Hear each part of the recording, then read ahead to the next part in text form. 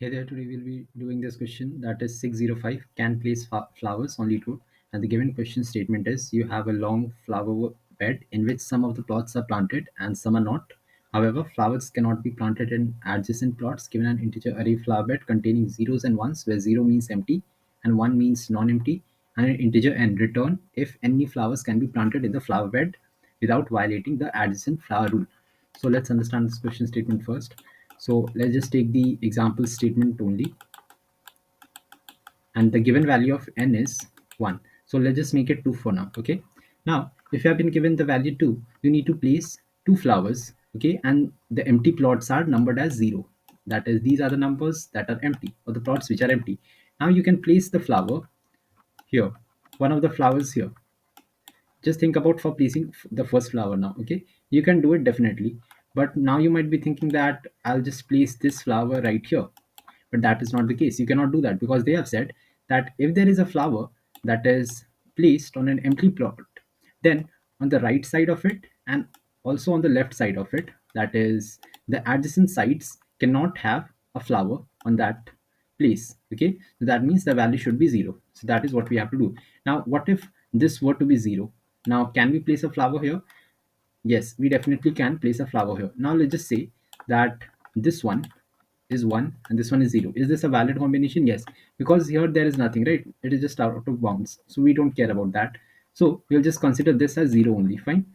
But the next part, if you see, it is 0 only, so we can obviously do it. Now coming to our exact question, that is for n is equals to 2, can we do it? Obviously not, because the first flower you have already placed it at this place.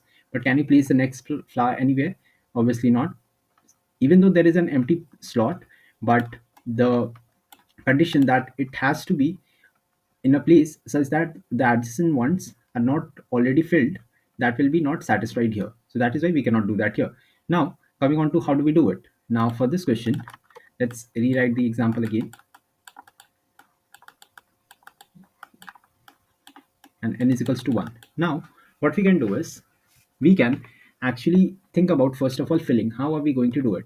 Now at first we just see what is the number of flowers that we are having. Now at first, if we just fill up all the places as empty, let's just say we have all empty slots for right now. Okay, now how do we do it? Let's just say we place a flower here. Think of it as an empty slot, everything is empty. You can fill the flower any way that you want, starting from the first index. Okay, and let's just say your n is equals to 3. How are you going to fill it?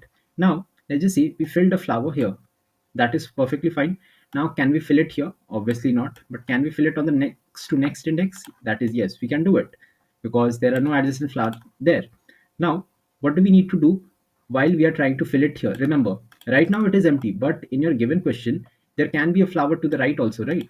There can be a flower here, there is a possibility that there can be a 1 here, but right now everything is 0. So what do we need to do before actually filling it right here? In order to fill a flower at this place, we first of all need to check on the left side and as well as on the right side. Does it have a flower on either of its sides? If it is no, then we just proceed to fill the flower on this plot. Okay, so this is the main condition that you need to do. All you need to do is you just check on the left and the right, both of the places, that is there a flower. If not, just place it, and if there is a flower, what do? We just move on to the next index and just try to do it again and again. Okay, now remember, whenever we are filling the flower, what do? We are actually changing the values, right? So we make sure when it was 0, that means it was empty. Now I change the value to 1 because I've already filled it. Okay, so that is what we are doing right here. Now coming on to the code part, once we go through the code, it will be very easy to understand it. Now this value is actually irrelevant, this last placed value. So coming on to the actual code right here, it starts from here. Now first of all, what have we done? We have just taken the size of the array. After that, we have gone into the for loop. And what are these if conditions? We'll just get to it one by one. So I'll just close these up. Okay, so first of all, this if statement, what do we need to do? Whenever we are having some flowers, let's just say this is your array right now, 1 0 1 0 1, something like this. Now you need some flowers in order to fill it first. Let's just say if you have 0 flowers, are you going to fill anything? Obviously not, right? So that is what we have taken care of. If we do not have any flowers, then we do not do anything, right? We need not do anything.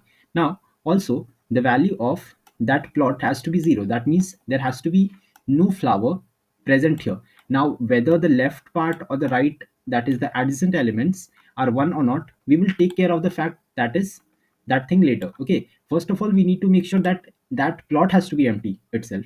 That is the first point. After that, we'll go on to check that, okay, are my neighbors, that is left and right, are they filled or not filled? That is the second part that will be taken care of. So this is what we are doing. We're just taking care of the part, that is, if the left part is empty, then it is fine. But if it is not empty, what have I done? I've just taken a boolean variable that is marked as true. Initially it says both sides. Now if on the left side a 1 is present, there I'll just make sure it is marked as false. That means you cannot fill on this index. Now similarly, if on the left side it does not find a flower, that means it is empty. Just go and check on the right side, and on the right side, if you again find an element, that is a plot has been filled, what do? You just make sure that both sides variable has been marked as false. That means we cannot do this filling here. That means if both side, if on either side or in both sides, if we find a flower on any of the plot, we just say that we cannot do. But if we can actually fill it, what are we going to do? We are just going to change the value and reduce the value of n by 1. Okay, and if n becomes 0, we just return. Now it can happen that we never actually were able to fill all the sites or all the flowers. So what do? We just, at the end of the day, we just check that if n is equals to 0, that means if I've already exhausted all the flowers, I'll return a true, otherwise I'll return a false. So this is the whole code explanation and walkthrough. I've already submitted the solution, so no need to worry about that part as well. And also, if you want the code, it will be linked in the description. And if you did like it, the explanation, please like and subscribe. And